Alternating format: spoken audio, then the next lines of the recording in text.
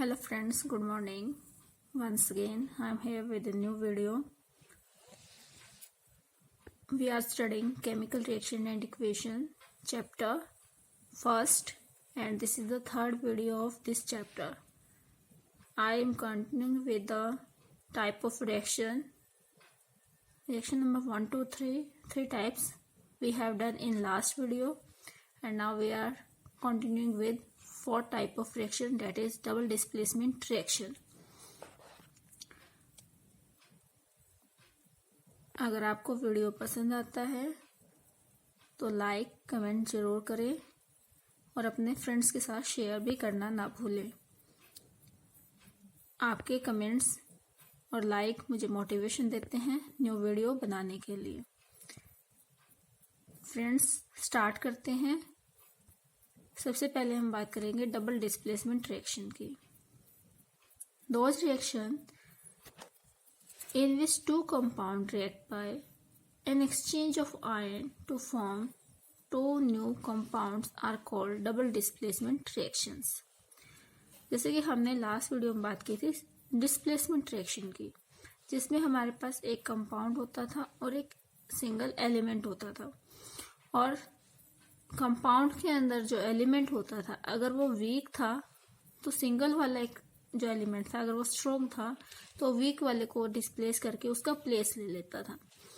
अब इस तरीके की रिएक्शन में क्या होगा, इस तरीके की रिएक्शन में आयन एक्सचेंज होंगे, यानी कि जो स्ट्रॉन्ग वाले होंगे वो वीक वाले का प्लेस ले लेंगे। जैसे यहाँ सिल्वर नाइट्रेट है हमारे पास और सोडियम क्लोराइड है, एग्जाम्पल में हम देख पा रहे हैं। तो सिल्वर नाइट्रेट में से सिल्वर आयन और नाइट्रेट आयन सेपरेट हो जाएंगे, सोडियम आयन और क्लोरीन आयन सेपरेट हो जाएंगे, और यहाँ पे जस्ट क्या हो जाएगा, एक्सचेंज हो जाएगा आयन का, कि सिल्वर के साथ तो क्लोरीन चला जाएगा और सोडियम के साथ नाइट्रेट आ जाएगा। इस तरीके से हमारा क्या बन जाएगा, एक्सचेंज ऑफ आयन हो जाएगा दोनों ही कंपाउंड्स के अंदर। वन मोर थिंग, यहाँ पे जब एक्सचेंज होगा तो 90% केसेज में आपको देखने को मिलेगा कि एक कंपाउंड जो है आपको सॉलिड बनेगा और दूसरा एक्वस फॉर्म में रहेगा, और जो कंपाउंड सॉलिड फॉर्म में बनेगा वो इस एक्वस सॉल्यूशन के अंदर डिजोल्व नहीं होगा, बिल्कुल अलग से सेपरेट आउट होकर प्रेसिपिटेट की फॉर्म में बॉटम पे बैठ जाएगा। जो भी बीकर या हमने जो भी कंटेनर यूज किया है उसके बॉटम पे हमें सॉलिड फॉर्म में प्रेसिपिटेट की फॉर्म में एक कंपाउंड बैठा हुआ नीचे दिखाई देगा अलग से, और एक लिक्विड की फॉर्म में रहेगा, एक्वस सॉल्यूशन की फॉर्म में रहेगा। तो देखिए यहाँ पे सिल्वर नाइट्रेट और सोडियम क्लोराइड, इन दोनों के कॉम्बिनेशन से जो सिल्वर क्लोराइड बना है वो प्रेसिपिटेट की फॉर्म में बना है, और इन प्रेसिपिटेट का अपना एक पर्टिकुलर कलर होगा, जैसे सिल्वर क्लोराइड का वाइट कलर है, और सोडियम नाइट्रेट एक्वस फॉर्म में रहेगा। तो इन रिएक्शन में कलर चेंज भी हमें देखने को मिलता है, कलरलेस से, या जो सिल्वर नाइट्रेट का जो स्टार्टिंग में कलर था उस कलर से हमें एक डिफरेंट कलर यहाँ पे देखने को मिलेगा, डेट इज वाइट।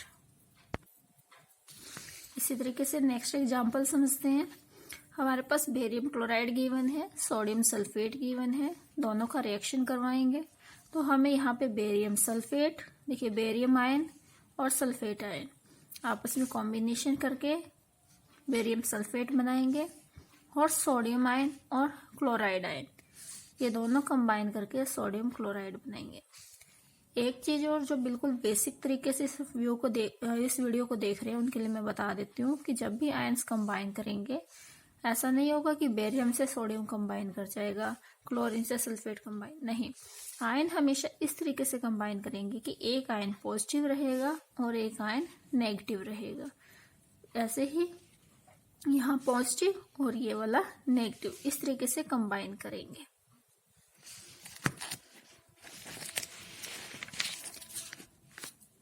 और यहाँ पे जो बेरियम सल्फेट बनेगा सॉलिड फॉर्म में बनेगा, ये भी वाइट प्रेसिपिटेट देगा, और सोडियम क्लोराइड आपका एक्वस सॉल्यूशन की फॉर्म में रहेगा। प्रेसिपिटेट के बारे में आपको बता चुकी हूँ प्रेसिपिटेट क्या होता है, फिर भी अगर आपको यहाँ से डेफिनेशन देखनी है तो आप देख सकते हैं। प्रेसिपिटेट क्या है, एक इनसॉल्युबल सॉलिड होता है।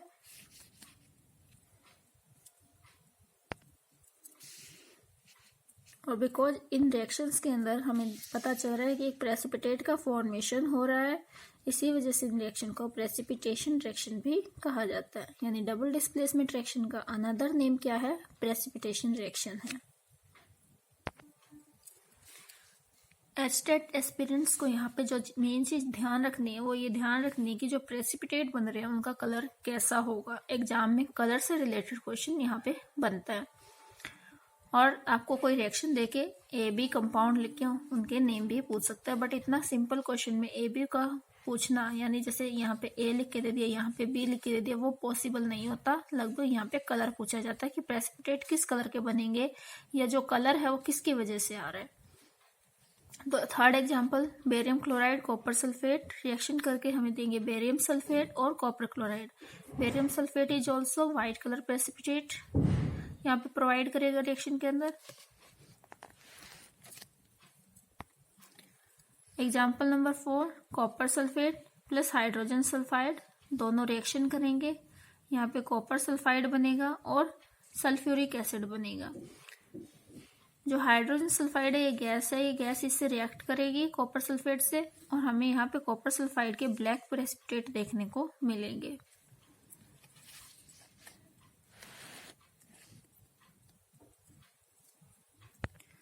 Example number 5, aluminium chloride react with ammonium hydroxide to form aluminium hydroxide.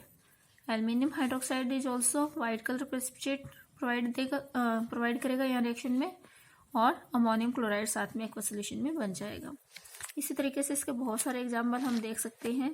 Lead वाला जो है वो लेड आयोडाइड के येलो प्रेसिपिटेट देगा। लेड आयोडाइड, लेड की वजह से जो कलर आएगा यहाँ पे कौन सा आएगा? येलो आएगा इस रिएक्शन के अंदर अगर आप देखेंगे।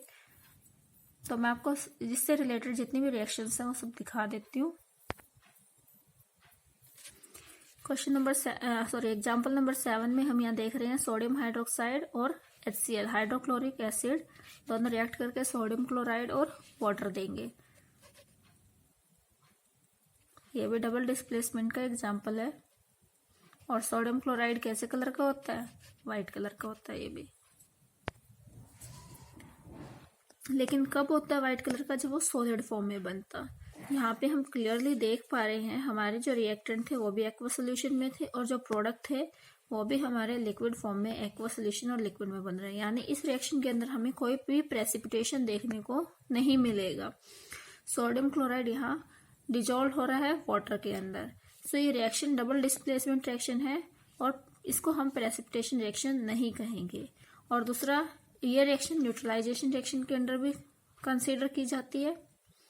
बस इस चीज में हमें इस एग्जांपल में वही चीज ध्यान रखनी है जो मैंने अभी आपको थोड़ी देर पहले बताई थी कि डबल डिस्प्लेसमेंट रिएक्शन में जरूरी नहीं है हर रिएक्शन के अंदर प्रेसिपिटेट बने। 90% रिएक्शन के अंदर ही प्रेसिपिटेट बनते हैं। कुछ रिएक्शन ऐसी भी होती हैं जिनमें डबल डिस्प्लेसमेंट हो रहा होता है बट वहां पे आपका प्रेसिपिटेशन देखने को नहीं मिलेगा। ये रिएक्शन उसी तरह का एक एग्जाम्पल है आपके लिए, और ये सिर्फ और सिर्फ डबल डिस्प्लेसमेंट को शो कर रही है, ना कि प्रेसिपिटेशन को शो कर रही है। प्रेसिपिटेशन क्यों नहीं हो रहा है? क्योंकि NaCl एक्वस फॉर्म में बनेगा। अगर वो सॉलिड बनेगा तो भी वो जो वाटर साथ में फॉर्म हो रहा है उसके अंदर वो डिजॉल्व हो जाएगा। ओके, तो इस चीज को आपको ध्यान रखना चाहिए। नेक्स्ट रिएक्शन है ऑक्सीडेशन एंड रिडक्शन रिएक्शन। तो इसके बारे में हम डिटेल से बात करते हैं कि ऑक्सीडेशन और रिडक्शन क्या है। देखिए, ऑक्सीडेशन और रिडक्शन को पहचानने के बहुत सारे तरीके होते हैं। बहुत सारी अलग अलग डेफिनेशंस भी इसके लिए दी गई हैं। तो मैं आपको 1 बाय 1 सारी डेफिनेशंस और सारे एग्जांपल्स इसके बताती हूँ। ये ऑक्सीडेशन क्या है? ऑक्सीडेशन, ऑक्सीजन, यहाँ पे ऑक्सीजन वर्ड हमें मिल रहा है देखने को, तो हम सिंपली कह देते हैं जहाँ पे ऑक्सीजन का एडिशन हो रहा है उन रिएक्शंस को हम क्या कहते हैं? ऑक्सीडेशन रिएक्शन कहते हैं। और रिडक्शन, रिड्यूस करना, कम करना, यानी जहां से ऑक्सीजन को कम किया जा रहा हो, रिड्यूस किया जा रहा हो, उन रिएक्शंस को हम क्या कहते हैं? रिडक्शन रिएक्शन कहते हैं। Let's see, these are the different criteria on the basis of we can decide whether the oxidation is taking place or reduction are taking place. First जो हम क्राइटेरिया लेके चलते हैं वो ऑक्सीजन एंड हाइड्रोजन के base पर लेके चलते हैं। जैसे कि मैंने अभी बताया आपको, अगर ऑक्सीडेशन मतलब ऑक्सीजन का एडिशन, ऑक्सीडेशन इसको थोड़ा सा सेपरेट करके देखिए, ऑक्सीजन का एडिशन, तो यहाँ पे ऑक्सीडेशन का मतलब है addition of oxygen, plus indicate करेगा एडिशन को और माइनस इंडिकेट करेगा यहाँ पे रिमूवल को। ओके, तो प्लस ऑफ ऑक्सीजन मतलब एडिशन ऑफ ऑक्सीजन यहाँ पे होगा। इसी तरीके से रिडक्शन मतलब रिड्यूस ऑफ ऑक्सीजन हम कर देंगे, तो यहाँ पे क्या हो जाएगा हमारा, रिड्यूस ऑफ ऑक्सीजन हमारा हो जाएगा रिडक्शन रिएक्शन। अब इनका अपोजिट भी होगा, जहाँ पे एक का प्लस हो रहा है वहां पे दूसरे का हम क्या करेंगे, रिमूवल करेंगे। अगर हाइड्रोजन का हम यहाँ पे प्लस देखें कि आपका रिडक्शन हो रहा है, तो रिडक्शन में हम क्या कह सकते हैं, ऑक्सीजन का अपोजिट यानी हाइड्रोजन का क्या होगा, एडिशन होगा। तो दूसरे रिएक्शन में उसका क्या होगा, रिमूवल होगा। तो सिंपल सा देखिए, ऑक्सीडेशन में एडिशन ऑफ ऑक्सीजन है तो रिमूवल ऑफ हाइड्रोजन होगा, और रिडक्शन में रिमूवल ऑफ ऑक्सीजन है तो एडिशन ऑफ हाइड्रोजन होगा। ओके, ये तो था वन क्राइटेरिया हाइड्रोजन और ऑक्सीजन से रिलेटेड, जिसके एग्जाम्पल हम देखने वाले हैं। तो पहले इनके एग्जाम्पल देखते हैं, बाकी के बाद में बताते हैं आपको। देखिए जैसे यहाँ पे कॉपर ऑक्साइड है और हाइड्रोजन है, और यहाँ पे देखिए कॉपर के साथ ऑक्सीजन लगा हुआ है पहले से ही कॉपर ऑक्साइड में, और ये हाइड्रोजन। अगर कॉपर ने यहाँ पे हम प्रोडक्ट के अंदर देखें, यहाँ पे कॉपर ऑक्साइड ने क्या बनाया, कॉपर बनाया, तो कॉपर ऑक्साइड में और कॉपर में हमें क्या चेंज देखने को मिल रहा है कि पहले तो इसके साथ ऑक्सीजन था, अब नहीं है। इसका मतलब कॉपर ऑक्साइड ने अपना ऑक्सीजन को खो करके कॉपर का फॉर्मेशन किया है। तो यहाँ पे कॉपर का क्या हुआ, लॉस ऑफ ऑक्सीजन के कारण रिडक्शन हुआ। लॉस ऑफ ऑक्सीजन के कारण कॉपर ऑक्साइड किस में कन्वर्ट हो रहा है, कॉपर में, तो कॉपर का क्या हो रहा है, रिडक्शन हो रहा है। इसी तरीके से देखें हाइड्रोजन है, हाइड्रोजन और यहाँ पे क्या बना रहा है, हाइड्रोजन ऑक्साइड। तो हाइड्रोजन ने क्या किया है, ऑक्सीजन का गेन किया है। क्या किया है, ऑक्सीजन का गेन। तो हाइड्रोजन का क्या हो गया, इसी वजह से गेन ऑफ ऑक्सीजन की वजह से, एडिशन ऑफ ऑक्सीजन की वजह से ऑक्सीडेशन हो गया। तो copper is being reduced and hydrogen is being oxidised. Okay, लेकिन यहाँ पे दो चीजें और होती है। क्या कि अगर आपका एक एलिमेंट, जैसे यहाँ कॉपर ऑक्साइड कॉपर में रिड्यूस हो रहा है, तो इसको रिड्यूस करवाने वाला कौन है, जो इसका ऑक्सीजन लेगा, और जो इसका ऑक्सीजन लेगा वो कौन है, हाइड्रोजन। तो इसको रिड्यूस करवाने वाला हाइड्रोजन है, तो इसको हम रिड्यूसिंग एजेंट कहेंगे। जो रिड्यूस करवाने का काम करता है वो रिड्यूसिंग एजेंट है। तो जो रिड्यूस हुआ वो कौन हुआ, कॉपर, और उसको करवाया किसने, हाइड्रोजन ने। तो copper is being reduced and reducing agent is hydrogen. इसी तरीके से आपका यहाँ पे हमें क्लियरली देखने को पता चल रहा है कि हाइड्रोजन का क्या हुआ, ऑक्सीडेशन। हाइड्रोजन का ऑक्सीडेशन हुआ है, बट ऑक्सीडेशन करवाया किसने है, कॉपर ऑक्साइड ने। इसको ऑक्सीजन किसने प्रोवाइड की है, कॉपर ऑक्साइड ने। तो कॉपर ऑक्साइड क्या हो जाएगा, ऑक्सीडाइजिंग एजेंट हो जाएगा। तो यहाँ पे आपका ऑक्सीडाइजिंग एजेंट और रिड्यूसिंग एजेंट दोनों का डेफिनेशन भी है कि ऑक्सीडाइजिंग एजेंट कौन है, the substance which give oxygen for oxidation, या the substance which remove hydrogen is called oxidizing agent. इसी तरीके से रिड्यूसिंग एजेंट कौन है, the substance which give hydrogen for reduction और which remove oxygen is called reducing agent. Reduction से हम RED ले लेते हैं और ऑक्सीडेशन से OX, और दोनों को मिला के बना देते हैं redox reaction.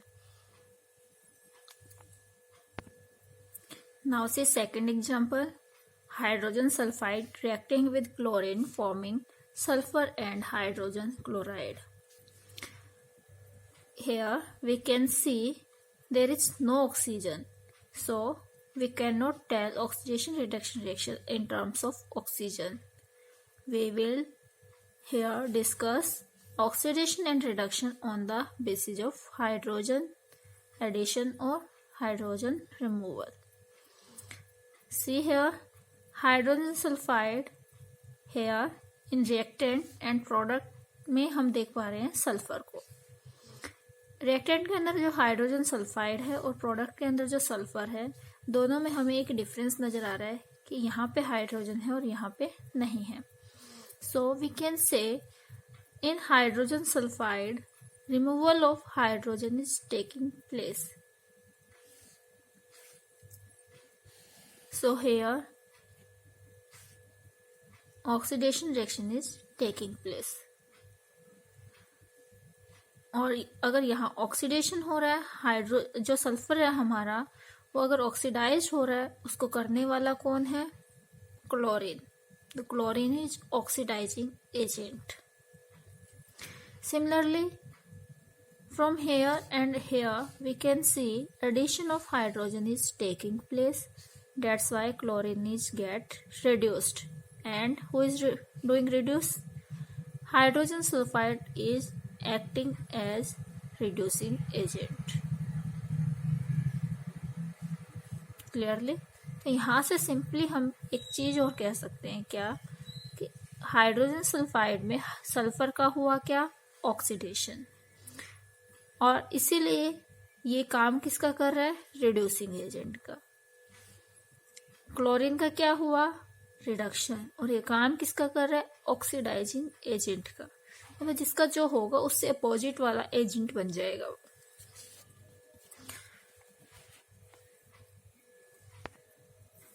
Next example number 3. The zinc oxide is heated with carbon.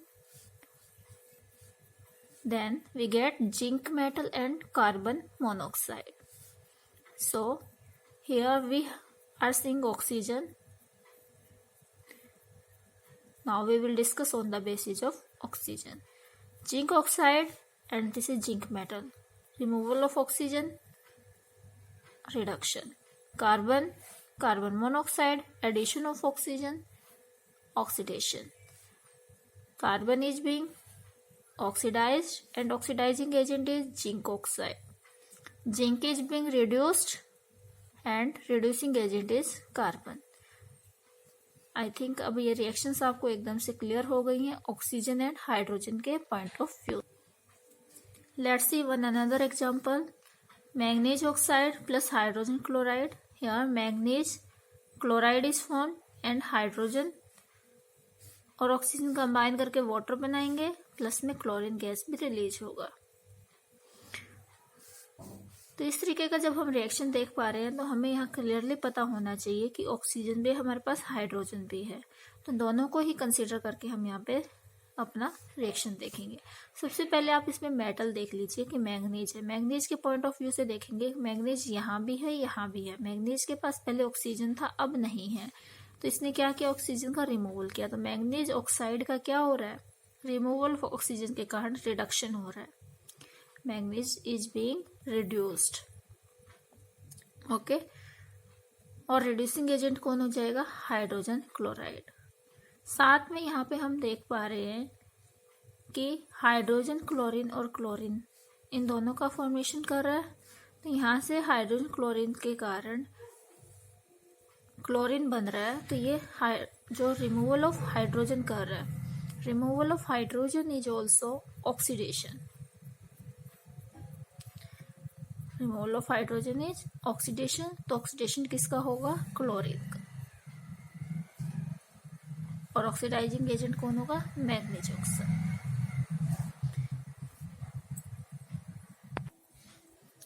और जब वाटर बन रहा है उसमें हाइड्रोजन और ऑक्सीजन दोनों का एडिशन टेक प्लेस हो रहा है. तो उस टर्म में हम उसको डिस्कस नहीं करेंगे कि यहाँ पे किसका ऑक्सीडेशन हो रहा है, किसका रिडक्शन हो रहा है. अगर हमारे पास यहाँ पे किसी का ऑक्सीडेशन नहीं होता या किसी का रिडक्शन नहीं होता, वहाँ न्यूट्रल रहता है, तो फिर हम वाटर के ऊपर डिस्कस करते हैं उस चीज को. लेकिन हमारे यहाँ पे मैग्नीज और क्लोरीन के ऊपर हमें पता चल रहा है कि किसका ऑक्सीडेशन किसका रिडक्शन हो रहा है. तो हमारा पॉइंट डिस्कशन इस रिएक्शन के लिए यहीं तक रहता है. नेक्स्ट हम टाइप की बात करेंगे.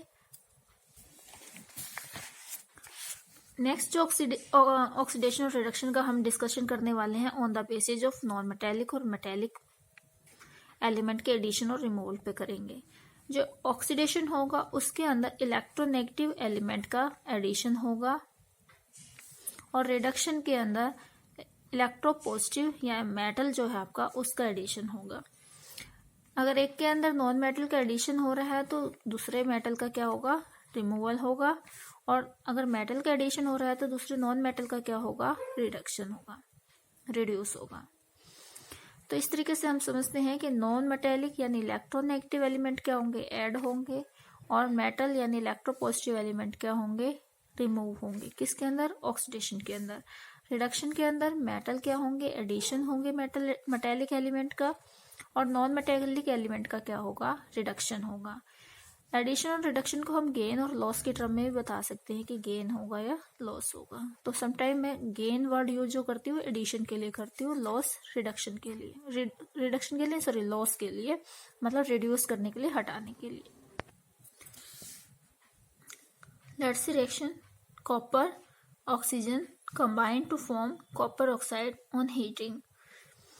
कॉपर का स्टार्टिंग में कलर रेड ब्राउन था, ऑक्सीजन एयर से ली गई और जो कॉपर ऑक्साइड बना ऑक्सीजन की प्रेजेंस में कॉपर का कलर कैसा हो गया? ब्लैक हो गया।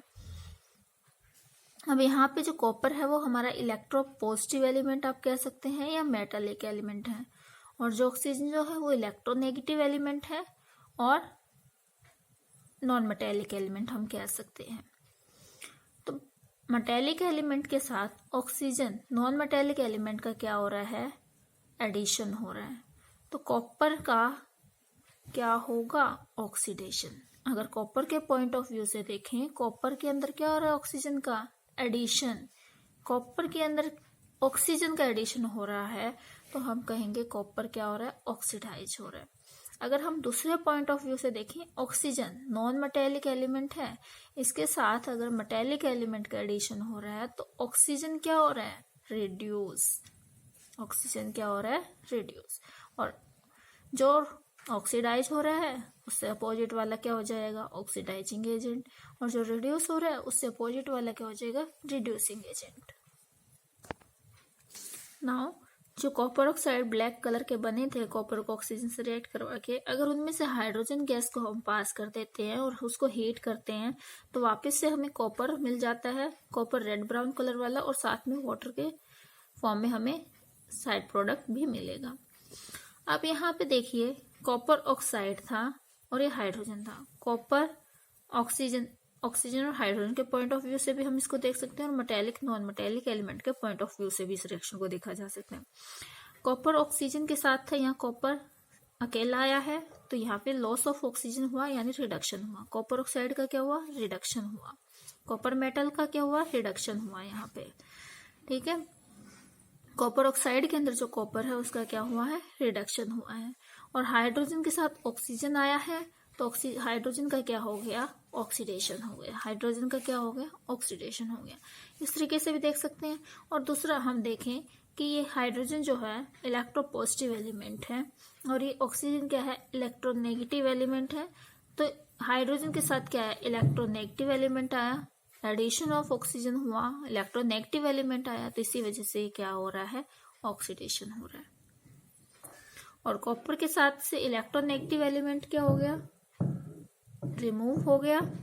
कॉपर के साथ से इलेक्ट्रोनेगेटिव एलिमेंट रिमूव हो गया, इसलिए इसका क्या हो रहा है? रिडक्शन हो रहा है। तो किसी भी पॉइंट ऑफ व्यू से हम देखेंगे तो हमारा सेम ही रहेगा, बस बट हमें समटाइम ऑक्सीजन और हाइड्रोजन प्रोवाइड नहीं होते तो वहां पे क्लियरली पता होना चाहिए कि कौन सा इलेक्ट्रोपॉजिटिव एलिमेंट और कौन सा इलेक्ट्रोनेगेटिव एलिमेंट है। इसी तरीके से देखिए सल्फर डाइऑक्साइड, हाइड्रोजन सल्फाइड।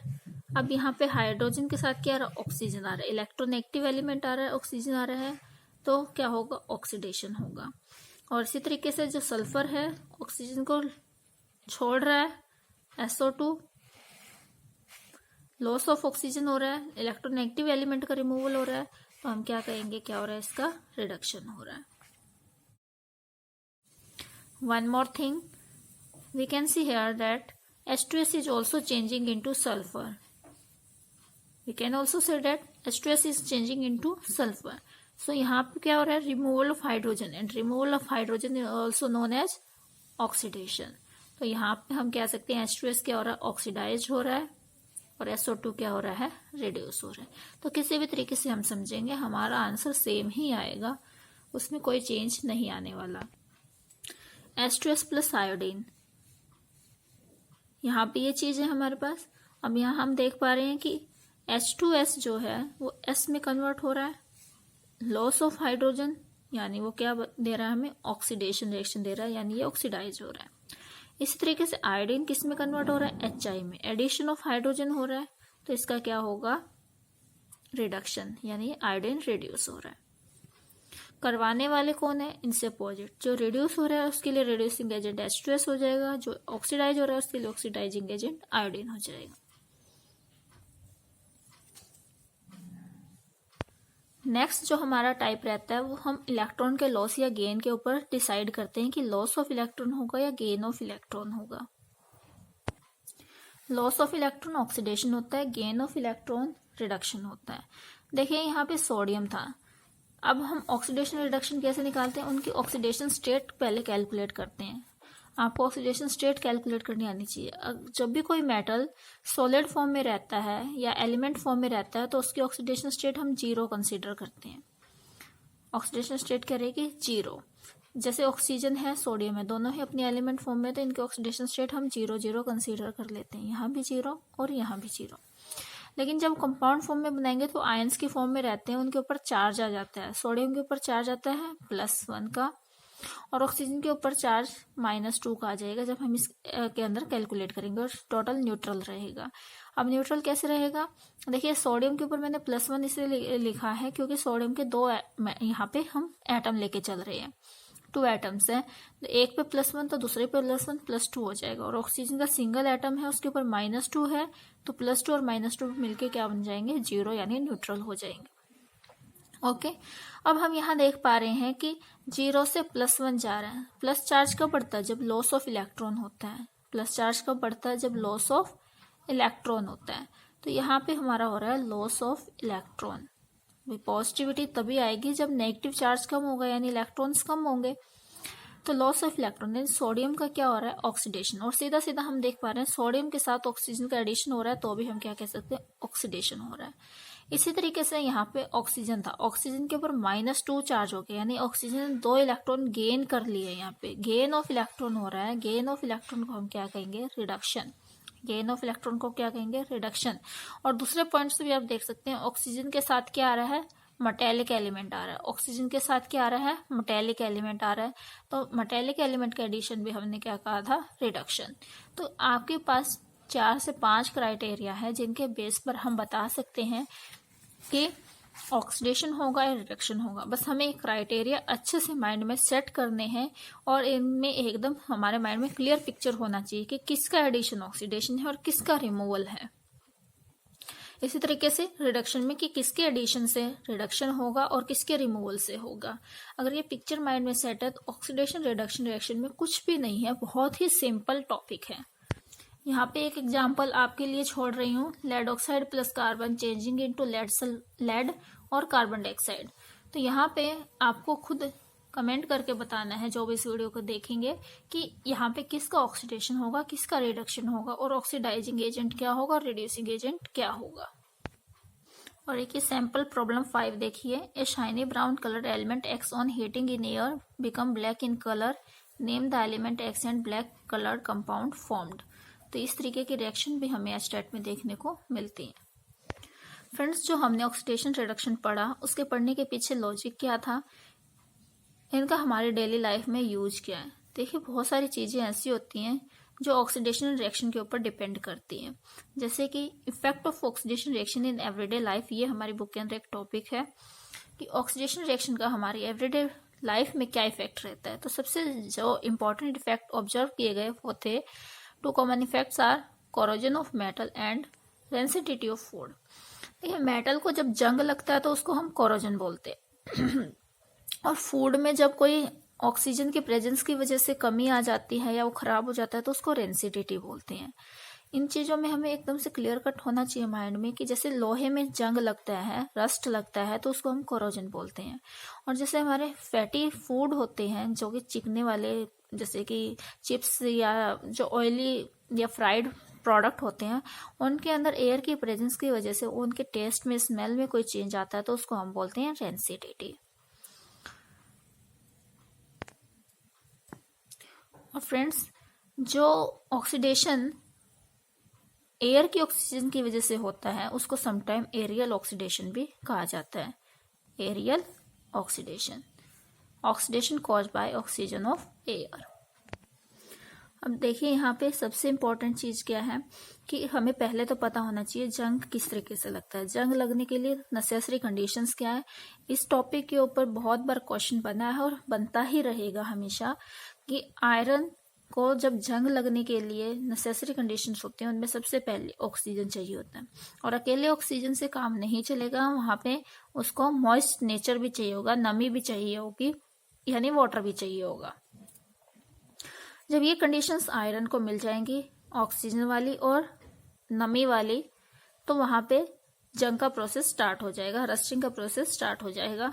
और जब लास्ट में रस्ट लगने के बाद आपके पास प्रोडक्ट बनेगा, that will be Fe2O3 into XH2O। यहाँ पे X जो है वो क्रिस्टलाइन वाटर होता है।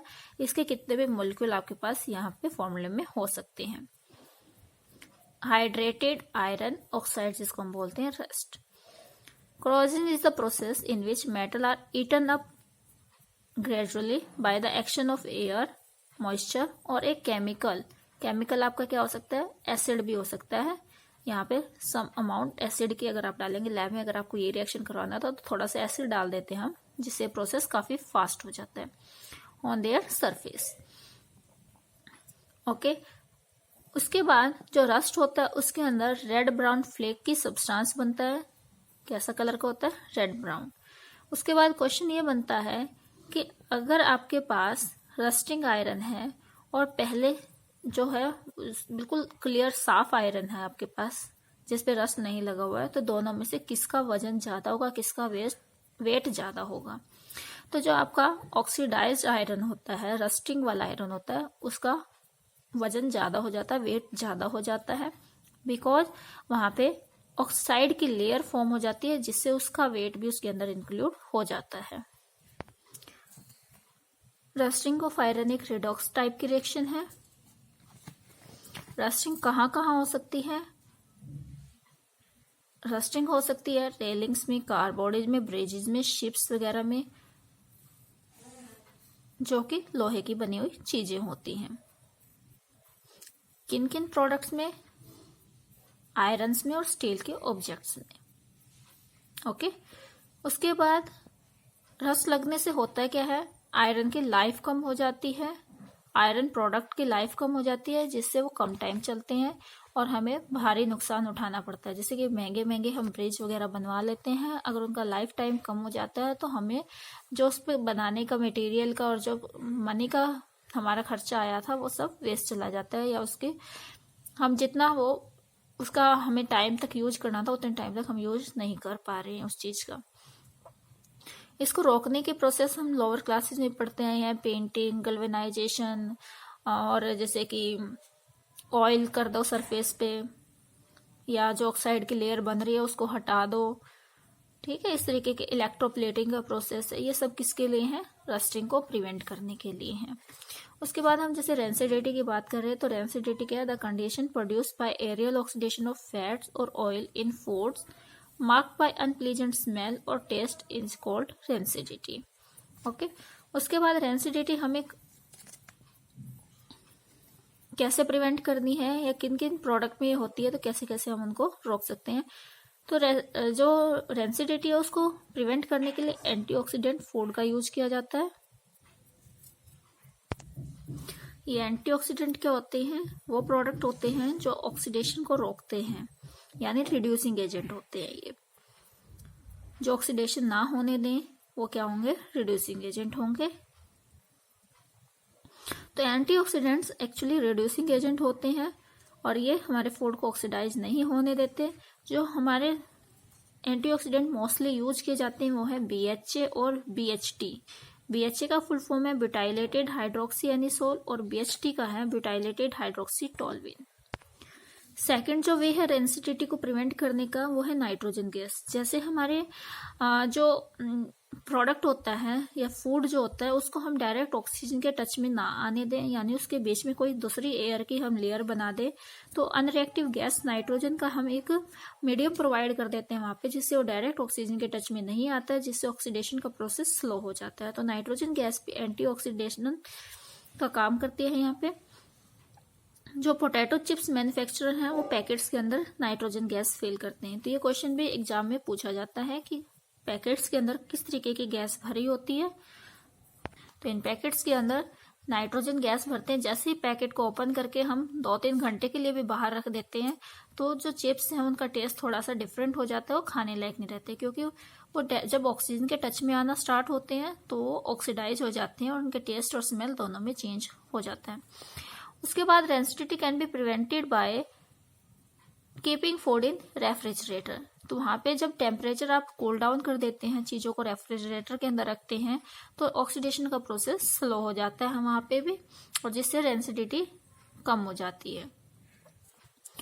Rancidity can be retarded bye storing food in air tight container. Air tight container में भी यही पर्पज है कि जो बाहर का एटमॉस्फेयर का एयर है वो उस प्रोडक्ट के साथ मिक्सअप ना हो पाए, उसके अंदर एंट्री उसकी ना हो पाए, जिससे रेंसिडिटी का प्रोसेस स्लो हो जाए। और rancidity can be retarded bye storing food away from light. Direct light के कांटेक्ट में आने से बचा करके भी हम फूड की रेंसिडिटी को रोक सकते हैं।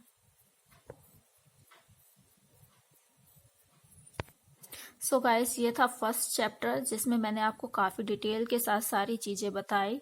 अगर आपको अच्छा लगा हो तो प्लीज़ लाइक कमेंट ज़रूर करें, मुझे मोटिवेट करें, एंड चैनल को सब्सक्राइब करना ना भूलें अगर आप फर्स्ट टाइम आए हैं। Thank you for watching this video. Bye bye, मिलते हैं नेक्स्ट वीडियो में।